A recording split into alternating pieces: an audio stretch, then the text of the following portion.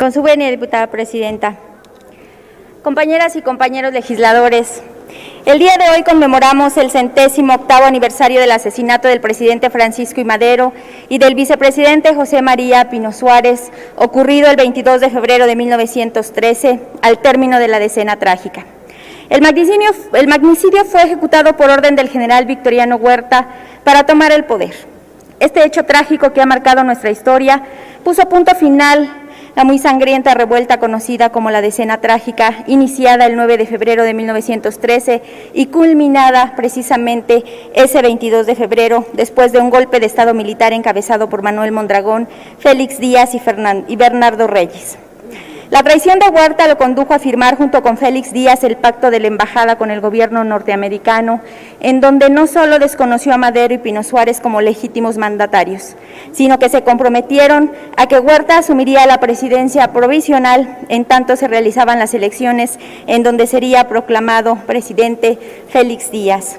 El 19 de febrero de 1913, el presidente Madero y el vicepresidente Pino Suárez fueron apresados y obligados a renunciar a sus cargos, nombrándose a Pedro Lascurain como presidente interino, encargo que duró tan solo 45 minutos, tiempo necesario para que se hicieran los trámites que pretendieron investir la legalidad, el arrebato del poder por Victoriano Huerta.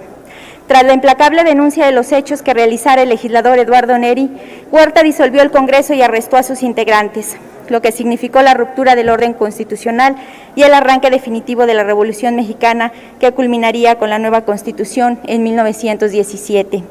La conmemoración de estos magnicidios nos conduce a la reflexión sobre los grandes sacrificios que ha costado la lucha por la democracia en México. Nos toca hoy honrar la memoria de quienes ofrendaron su vida por un México más justo, libre y democrático, garantizando solamente por la plena vigencia de la ley que otorgan las instituciones. Madero, el apóstol de la democracia y la libertad, es un ejemplo para todos los mexicanos, precursor y mártir de la fortaleza que brindan las leyes. Logró despertar la conciencia de los mexicanos para reasumir sus derechos políticos y recobrar la soberanía que en el pueblo reside. Con su lema, sufragio efectivo, no reelección, impuso el límite a la ambición de poder y control político y con ello inició una de las mayores transformaciones sociopolíticas de la historia nacional. La herencia libertaria y la vocación republicana del presidente Francisco I. Madero han quedado manifiestas en la realidad de una alternancia política pacífica en la cual la voluntad popular es irrestrictamente respetada. Los sueños democráticos de Madero se han cumplido y hoy el pueblo es libre y soberano. El presidente Madero llegó al poder para solucionar grandes problemas que aún siguen pendientes, eliminar la pobreza y el hambre, que hoy todavía laceran a más de 62 millones de mexicanas y mexicanos, muchos de los cuales engrosaron esta cifra a partir de la crisis económica agravada por la pandemia.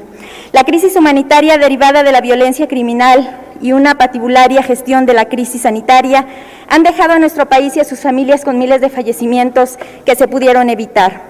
Hoy nos enfrentamos a un gobierno que ha implementado un proceso de militarización como respuesta a todos los problemas de toda la vida pública. Un gobernante que se hace llamar maderista y que día a día infama y menosprecia a las instituciones que hemos construido con la sangre de muchas y muchos mexicanos, que ha violado la Constitución y los tratados internacionales de los que México forma parte y que no tiene empacho alguno en amenazar a la prensa libre que se le pone enfrente. A 108 años del magnicidio del presidente Francisco I. Madero y del vicepresidente Pino Suárez, la historia se repite en un precario sistema de salud, en la crisis económica, en la persecución de opositores políticos, en un país en que impera el desempleo y la inseguridad, en un mandatario que, como Victoriano Huerta, se aferra a mantener el control del poder sin importarle la violación sistemática de la autonomía de las instituciones y que desacredita y estigmatiza a quienes no le rinden pleitesía.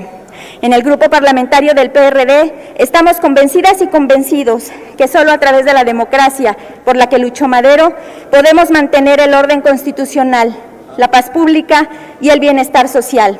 Construiremos sobre las bases de las instituciones de la República los acuerdos necesarios para iniciar una etapa de cambio que permita a las y los mexicanos vivir en un ambiente de libertad.